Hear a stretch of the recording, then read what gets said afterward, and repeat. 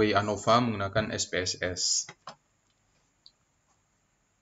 Two-way ANOVA ini sendiri merupakan salah satu uji komparatif ya, selain uji one-way ANOVA yang pada video sebelumnya kita sudah membahas. Saat ini kita masuk pada analisis two-way ANOVA, merupakan salah satu uji komparatif yang digunakan atau bertujuan untuk menguji perbedaan mean atau rata-rata dari beberapa kelompok dari dua faktor. Ya, dua faktor. Faktor di sini adalah variabel bebas. Kalau one-way ANOVA itu satu faktor atau satu variabel bebas terhadap variabel terikat. Sementara two-way ANOVA kita menguji perbedaan dari dua faktor atau dua variabel bebas sekaligus terhadap variabel terikat. Nah, yang perlu diketahui bahwa adapun syarat two-way ANOVA sebelum kita melakukan pengujiannya, yaitu yang pertama, data berdistribusi normal. Yang kedua, berasal dari sampel independen. Yang ketiga, varians data harus homogen. Yang keempat, variabel bebas berskala kategorik, variabel terikat berskala interval atau rasio. Nah, sekarang kita sudah mempunyai data seperti ini. Ya, kita sudah mempunyai data seperti ini. Saya berikan contoh pada video kali ini. Kita mengambil judul penelitian terkait dengan perbedaan hasil belajar siswa SMP berdasarkan gender siswa dan pendidikan orang tua. Adapun hipotesisnya yaitu yang pertama, ada perbedaan hasil belajar matematika siswa berdasarkan gender. Kemudian yang kedua, ada perbedaan hasil belajar matematika siswa berdasarkan pendidikan orang tua. Yang ketiga, ada interaksi antara gender siswa dan pendidikan orang tua dalam menentukan hasil belajar matematika. Nah, setelah kita mengetahui apa yang menjadi syarat two-way ANOVA, kemudian apa itu two-way ANOVA, kita di sini sudah mempunyai data seperti judul ini, ya, ada gender, ada pendidikan, ini pendidikan orang tua ya, pendidikan orang tua, kemudian ini hasil belajar matematika siswa. Kita ingin mengetahui apakah terdapat perbedaan hasil belajar matematika ini berdasarkan gender dan pendidikan terakhir orang tua. Nah, setelah di sini kita mempunyai 40 sampel yang akan kita pakai sebagai bahan. Setelah kita mengetahui, kita anggap bahwa data ini adalah data yang berdistribusi normal ya. Kita asumsikan bahwa data ini adalah data yang normal. Tinggal nanti bagaimana kita menguji homogenitasnya. Oke, langsung saja yaitu analyze, klik analyze, kemudian pilih general linear model, kemudian pilih univariate. Masukkan gender dan pendidikan orang tua ke kolom atau kotak fix factor. Kemudian hasil belajar masukkan ke dependent variable. Ini sebagai variabel gender dan pendidikan orang tua ini merupakan variabel bebasnya atau faktornya, ya. Analisis dua faktor, analisis dua variabel bebas. Kemudian hasil belajarnya masukkan di kotak atau kolom dependent variable. Kemudian klik options. Centang pada pilihan deskriptif, statistik, dan homogeneity test. Klik continue.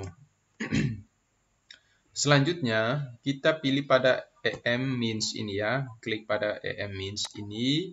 Masukkan gender pendidikan dan gender diinteraksikan dengan pendidikan itu ke kolom atau kotak display means for.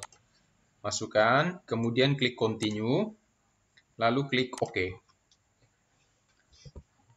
Nah, di sini sudah muncul beberapa output terkait dengan analisis two-way ANOVA.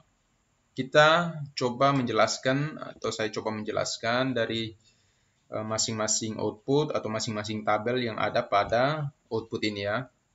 Yang pertama kita lihat between subject factor. Ini ada gender dan pendidikan orang tua. Nah, di sini berkaitan dengan pengkodean atau coding daripada gender dan pendidikan orang tua itu sendiri.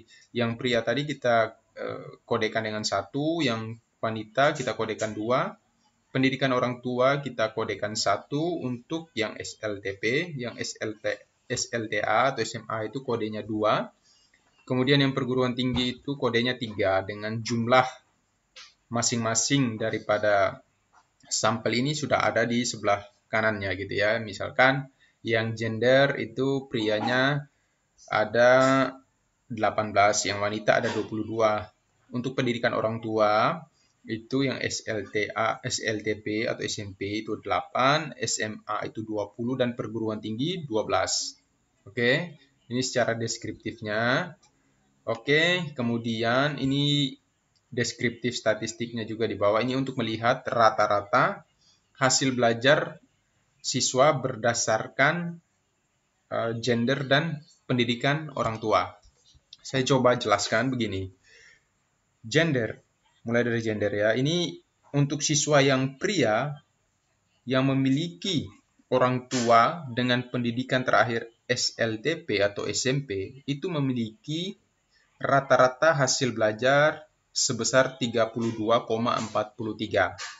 Kemudian, siswa pria yang memiliki orang tua dengan pendidikan terakhir SLTA itu memiliki hasil belajar, rata-rata hasil belajar 46,60. Begitupun dengan perguruan tinggi. Siswa pria yang memiliki orang tua dengan pendidikan terakhir perguruan tinggi itu memiliki rata-rata hasil belajar sebesar 77,83. Nah, selanjutnya wanita juga begitu. Kalian interpretasikan seperti itu. Sama dengan menginterpretasikan siswa laki-laki atau pria tadi ya. Kemudian, ini di sini ada jumlahnya. Ini yang pria dengan orang tua yang SLTP itu ada 7 orang. Pria dengan orang tua yang SLTA itu ada 5 orang dan seterusnya begitu teman-teman. Nah, kemudian setelah ini kita masuk pada kolom atau tabel hasil uji homogenitas. Ya, kita lihat pada based on mean-nya. Kita lihat pada nilai signifikansinya. Dasar pengambilan keputusannya yaitu jika nilai signifikansi ini lebih dari 0,05 maka varians data atau varians dari variabel hasil belajar ini adalah homogen atau sama. Kalau kurang dari 0,05 maka varians data hasil belajar ini itu tidak homogen atau berbeda.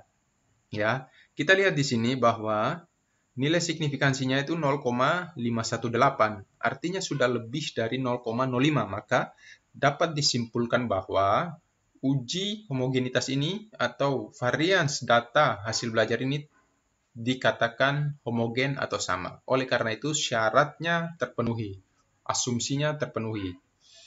Oke, setelah asumsinya terpenuhi, kemudian kita masuk pada tabel yang ketiga. Ya, tabel yang ke 1 2 3 4, tabel yang keempat. Ya. Di sini untuk kita melihat nilai atau nilai signifikansi untuk menguji hipotesis tadi. Apakah tadi gendernya ini ya, hipotesis seperti ini. Hipotesis pertamanya itu ada perbedaan hasil belajar matematika siswa berdasarkan gender. Kita lihat. Apakah terdapat perbedaan berdasarkan gender? Kita lihat ini ya. Gendernya, kemudian kita lihat di nilai signifikansinya. Kurang dari 0,05. Kalau kurang dari 0,05 artinya hipotesisnya diterima. Ya, hipotesisnya diterima tadi. Yang ini. Ada perbedaan hasil belajar matematika siswa berdasarkan gender. Berarti hipotesis ini diterima. Ada perbedaan hasil belajar matematika siswa berdasarkan gender. Kemudian dari pendidikan orang tua bagaimana? Begitupun sama. Nilai signifikansinya kurang dari 0,05. Ya. Berarti hasil belajar matematika ini ada perbedaan dari sisi pendidikan orang tua. Kemudian interaksi. Interaksi ya, ada interaksi antara gender siswa dan pendidikan orang tua dalam menentukan hasil belajar matematika. Ini hipotesis yang ketiga. Kita cek apakah ada interaksi. Ya, ada karena nilai signifikansinya kurang dari 0,05. Berarti hipotesis ketiga ini diterima juga. Berarti ada interaksi antara gender siswa dan pendidikan orang tua dalam menentukan hasil belajar matematika. Oke, selanjutnya setelah hipotesis ini sudah didapatkan hasilnya dan juga sudah disimpulkan, kita masuk pada nilai estimate marginal means-nya.